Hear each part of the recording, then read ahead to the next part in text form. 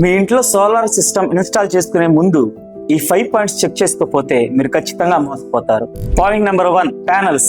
మనము tier 1 branded panels మాత్రమే వాడాలి. అవే 25 సంవత్సరాల పాటు ఎటువంటి ప్రాబ్లమ్స్ లేకుండా మనకు పనిచేస్తాయి. Number 2, inverter capacity. మీ ఇంట్లో ఉన్న లోడ్ కి మ్యాచ్ అయ్యే విధంగా ఇన్వర్టర్ ఉందో లేదో చెక్ చేసుకోవాలి. Number 3, standard material. మన ప్యానల్స్ నిలబడే స్ట్రక్చర్ తుప్పు పట్టనటువంటి స్ట్రక్చర్ ని మనం తీసుకోవాలి. హార్డ్ డిప్ గాల్వనైజ్డ్ స్ట్రక్చర్ మనం తీసుకున్నట్లయితే వాటికి తుప్పు పట్టకుండా కలకాలం నిలిచి ఉంటాయి. నార్మల్ ఇనుము అస్సలు వాడకూడదు. Number 4, warranty trap. Product warranty వేరు, పర్ఫార్మెన్స్ వారంటీ వేరు.